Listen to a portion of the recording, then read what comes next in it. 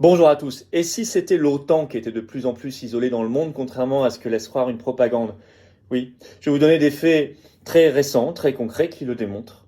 Et qui expliquent d'ailleurs la fuite en avant très récente aussi, dans la folie, dans le grand danger que cela représente pour la paix du monde, de l'OTAN. On va y revenir dans un instant, ce sont des faits très précis, très récents, très importants. L'OTAN de plus en plus isolée, d'où sa fuite en avant dangereuse et folle. De plus en plus isolé, pourquoi? C'est à l'inverse du narratif de la propagande qui voudrait nous faire croire que tout est évident pour tout le monde. Non. Et une information dont on n'a pas beaucoup parlé en France, et pour cause, elle n'est pas glorieuse pour l'OTAN.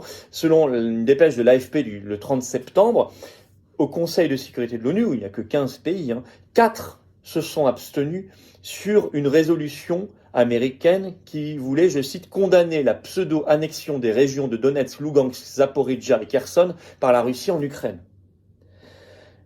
Bien sûr, la Russie, par ailleurs, a mis son veto, mais les 4 pays qui se sont abstenus, ce ne sont pas les moindres. Inde, Chine, Brésil et un pays africain, le Gabon. Ces pays représentent plus de 3 milliards d'êtres humains sur la Terre. Donc, qui est isolé? Est-ce qu'il y a l'unanimisme qu'on voudrait nous faire croire, qu'on voudrait vraiment nous imposer à nos esprits? Ça n'est pas manifestement le cas, la réalité des faits.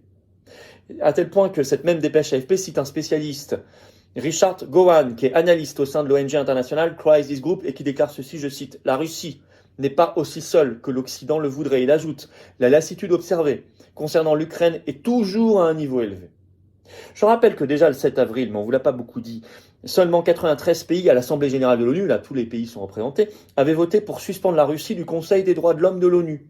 Seulement 93. Mais 24 avaient déjà voté contre et 58 s'étaient abstenus. Donc 24 plus 58, 82 pays en fait contre 93 n'avaient pas suivi déjà à l'époque. Donc c'est beaucoup plus balancé, équilibré qu'on veut bien nous le faire croire. D'autant que ce camp en face de l'OTAN, ce bloc, s'organise de plus en plus à tout point de vue, y compris du point de vue économique, monétaire et financier. Là, je vais citer une dépêche Reuters du 29 septembre, dont vous n'avez pas du tout entendu parler, d'ailleurs elle n'est qu'en anglais, donc je l'ai traduite. Elle est très importante. Je cite. La Banque centrale chinoise, donc les autorités chinoises, la Banque centrale chinoise a demandé aux grandes banques publiques chinoises de se préparer à vendre massivement leurs dollars américains au profit de la monnaie chinoise, le yuan, y compris pour leurs succursales offshore de Hong Kong, New York et Londres. Ça, c'est une bascule du monde qu'ils essaient d'organiser. Qui va isoler qui? Mais même au sein du bloc occidental, entre guillemets, il y a des fissures de plus en plus fortes. J'en ai rapidement parlé dans mon direct de vendredi dernier sur cette chaîne YouTube, mais je vais développer ici. Se passe un petit truc en Allemagne. L'Allemagne a vécu, et c'est normal, très violemment le sabotage des gazoducs Nord Stream et Nord Stream 2, puisqu'ils partent de Russie pour aller en Allemagne et que l'industrie allemande, en particulier qui fonctionne beaucoup sur le gaz, en a incroyablement besoin. Et on a un petit début de rébellion, mais je vais préciser les choses. Le 28 septembre, le Parlement allemand, donc le Bundestag, a voté largement contre, par 476 voix contre 179, une résolution du parti allemand CDU-CSU qui voulait renforcer la livraison d'armement à l'Ukraine. À tel point que la dépêche AFP qui parle de ce vote cite un député qui a voté contre cette résolution pour aider davantage l'Ukraine. Il s'appelle Ralf Stegner. Il a refusé de voter et il déclare qu'il a appelé, je cite, à la tête froide et à la prudence. C'est bien d'entendre ces mots. C'est un peu tard, mais c'est bien de les entendre enfin. Il a ajouté, il faut veiller à ce que cette guerre ne s'étende pas davantage. C'est bien aussi de l'entendre, c'est assez nouveau. Il y a l'Allemagne qui bouge, la Hongrie, beaucoup plus franchement déjà. Et il y a une nouveauté. Le 26 septembre, le Premier ministre hongrois, Viktor Orban, a annoncé souhaiter un référendum dans son pays pour voter sur la fin des sanctions de l'Union européenne contre la Russie, qu'il juge inutile, idiote et contre-productive. Je vais vous citer ce qu'a dit d'ailleurs exactement à cette occasion Viktor Orban. Je le cite, 26 septembre donc.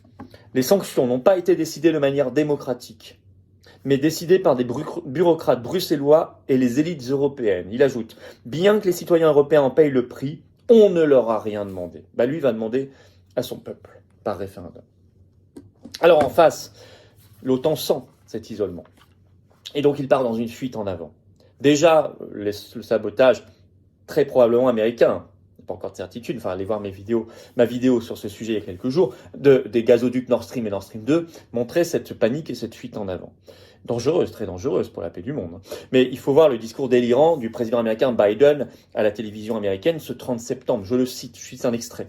L'Amérique et ses alliés sont tout à fait prêts à défendre, dit-il, chaque centimètre du territoire de l'OTAN.